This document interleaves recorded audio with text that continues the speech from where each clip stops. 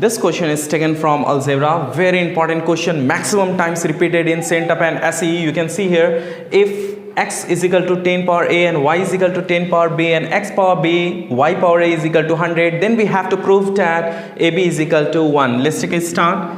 You can see here the value of x is 10 power a and the value of b is 10 power b. Also, what is given here?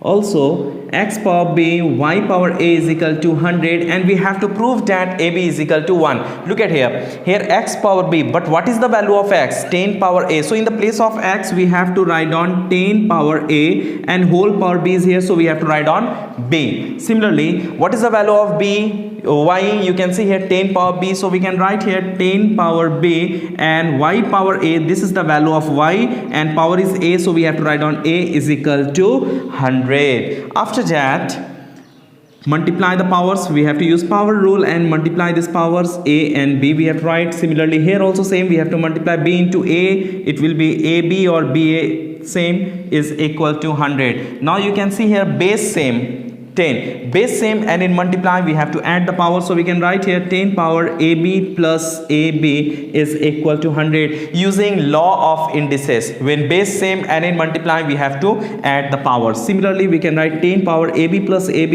2ab is equal to 100, or 10 power 2ab is equal to, we have to convert this 10 power, so we can write here 10 is square. 10 is square means 100 to make it base same. Now you can see here base same, 10 and 10, base same and in equal, power also equal, so we can write here therefore 2ab is equal to 2, ab is equal to 2 by 2, therefore the value of ab is equal to 1. We have to prove here ab is equal to 1. We got here proof. If you understand, please hit the like button. If you are new on my channel, please consider subscribe, and do not forget to hit the bell button to get notification of upcoming videos too.